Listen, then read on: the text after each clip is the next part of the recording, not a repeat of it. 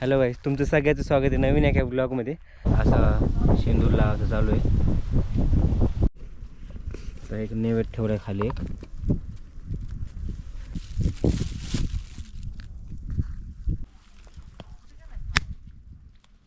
वेळ अमावस्याची पूजा अशी मांडली जाते. हे जे दिसते ना तुम्हाला प्रत्येक जेवण करतात, ही कशी आहे, ही आहे खूप वर्षापासून चाललेली प्रथा ही. काय ना कशा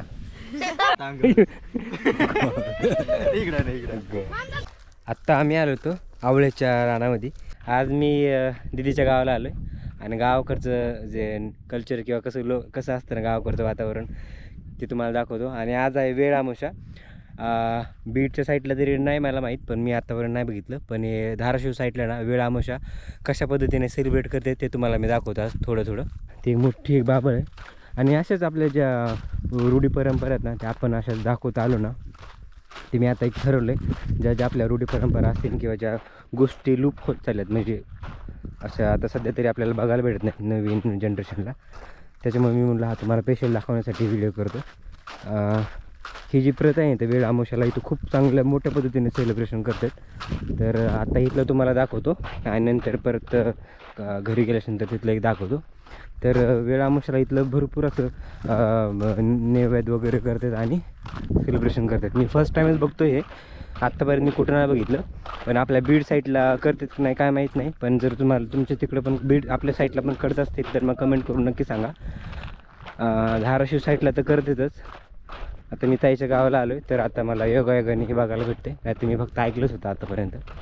आता आम्ही चाललो होतो मसुबाला, तिथं नैवेद्य वगैरे ठेवायचं आहे, शेंदूर वगैरे लावायचं, नारळ वगैरे फोडायचं आहे. नंतर मग खाली गेल्यावर तुम्हाला स्पेशल जे आहे वेळ अमावस्याला जे पूजा करतात, पाची पांडव आहेत अशी एक कथा आहे.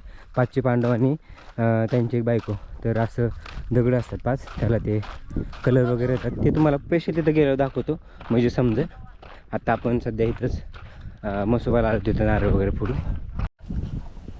अगोदर थोडंसं पाणी वगैरे शिंपले त्याच्यावर. आणि आता शेंदूर आणला ह्याच्यामध्ये येताना, त्याचं शेंदूर वगैरे लावायचा, अगरबत्ती आणि नैवेद्य आणि नंतर नारळ वगैरे फोडायचे. तर आम्ही वरती आलो होतो, त्यामुळे तुम्हाला म्हणलं थोडंसं हे दाखवा, कारण की आता ना बंद होत चालेल प्रथा. पण खरं ते व्हायला नाही पाहिजे, कारण की पुढच्या पिढीला पण बघायला भेटलं पाहिजे नेमकं काय आहे. त्याच्यामुळे मी शूट करतो.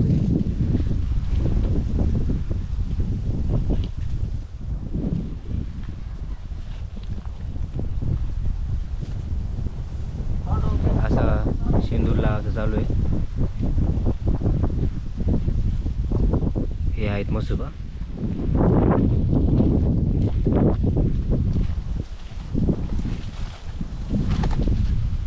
गावाकडच्या लोकांना भरपूर माहीत असेल, पण जे सिटीमध्ये आहेत ना मोस्ट ऑफ त्यांना माहीत नाही भरपूर लोकांना.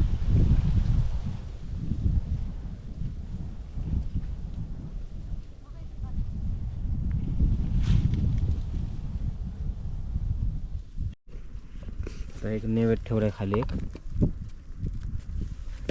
त्याच्यानंतर मग ह्याच्यामध्ये काय आहे, दिवा. हां, दिव्यात तेल टाकायचं आणि त्याला लावायचे वात.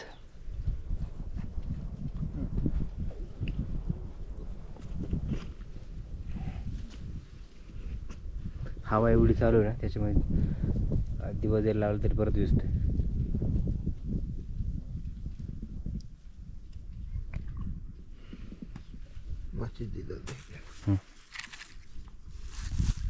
अगरबत्ती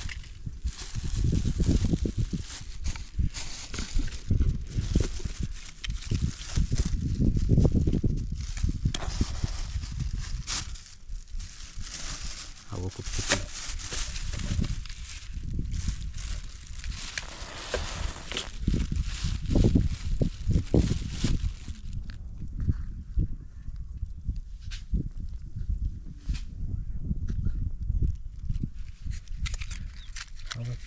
मोठी जात काढलं काय थांब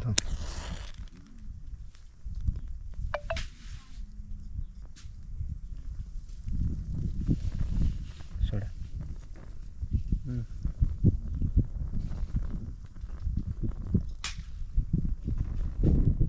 हवा सुटली.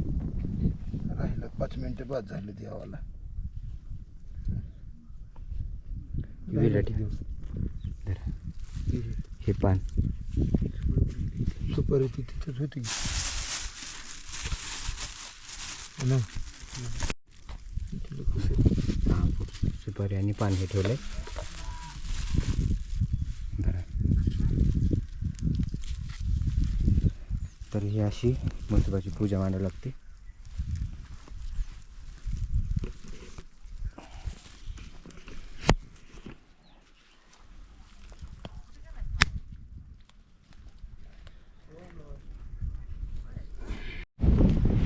आम्ही तिकडं नारळ फोडून असं आलो म्हसोबाच्या तिकडून, आणि ह्यांनी इथे एक पूजा मांडली होती ती तुम्हाला दाखवा म्हणलो. हे जे दिसत तुम्हाला पांढरा कलर आणि हळदी कुंकू दिलं, हे 5 पांडवत आणि द्रुपदी, म्हणजे 5 पांडव आणि द्रुपदी.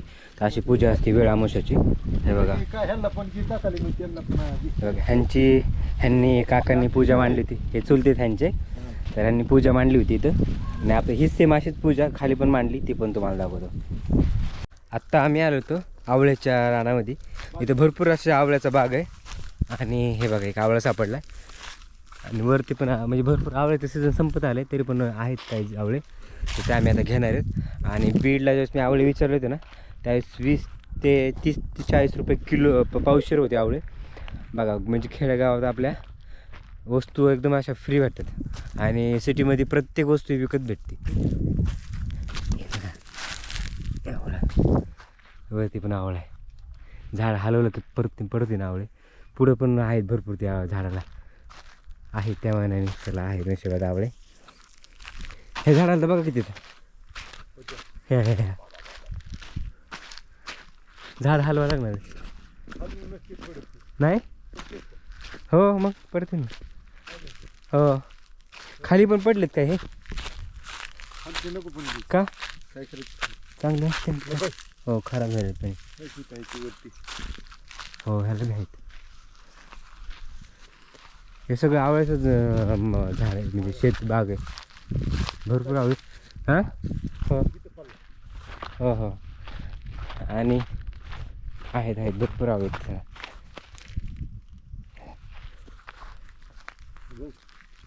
चला आता आम्ही आवळे गोळा करतो. तुम्हाला मी त्या साईडची दाखवली होती पूजा. आता मी घरी आलो आहे. हे ताई आणि ते इथं राहतात. आणि हे बघा वेळ अमावस्याची पूजा अशी मांडली जाते. हे जे दिसते ना तुम्हाला परत एक्सप्लेन करतो. हे 5 पांडव आणि द्रुपदी. आता हे जे नैवेद्य वगैरे आहेत ना, हे सगळे नैवेद्य पूजा झाल्याच्यानंतर ह्याच्यामध्ये ठेवतात, आणि हे नंतर मग जमिनीमध्ये पुरलं जातं. हे अशी पूजा वगैरे केली जाते. आणि हो हो हो, आणि ह्याचं महत्त्व म्हणजे ज्यावेळेस वेळ अमावस्या असते ना, त्यावेळेस जे लोक सिटीला जॉबला वगैरे गेलेत ना, ते लोक सिटीवरून गावाकडे येतात आणि अशी पूजा मांडली जाते. ही पूजा खूप स्पेशल मानली जाते, बरोबर का नाही? हो खरंय खरंय. तर ही पूजा खूप स्पेशल मानली जाते. तर अशी आहे वेळ अमावस्या, स्पेशल वेळ अमावस्या म्हणू शकतो. आणि तिकडे सगळं मेन म्हणजे वेळ अमावस्याचं आणखी एक सांगायचं म्हणजे हे ह्यांची अशी प्रथा आहे, खूप जुनी प्रथा आहे. आणि हे लोक काय करतात, सगळे जे म्हणजे सिटीतून येतात गावाकडे, गावातले लोक शेतामध्ये जातात, जेवण वगैरे सगळं बनवतात. पूजा पण त्या सिटीमध्येच करतात, आणि जेवण बनवल्याच्या नंतर सुद्धा बाहेर रानामध्येच खातात. ते तुम्हाला दाखवतो. ते बघा तिथं, ते तुम्हाला पुढे जाऊन दाखवतो मी तुम्हाला. हो हो हो, हे बघा, हे असं रानातच जेवण बनवून असं रानामध्ये जेवण करतात. ही कशी आहे, ही आहे खूप वर्षापासून चाललेली प्रथा ही. ते बघा, हे असं जेवण करतात रानामध्ये. वाढू दे. हे बघा ह्याची हाईट किती, हा किती बुटका कुत्रे. चिल चिल चिल, काय ना कशा हे कसं पडलंय. झोपते आता अंग.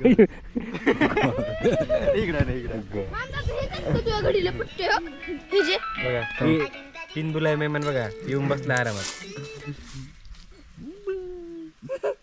खरं सांगत म्हणलं तर ते शेणात ते लोळून येतं. चल उठ आता. बाबा शेणातून तर लोळून येतं. चला चला चला, ती सरकत नाही आता लवकर.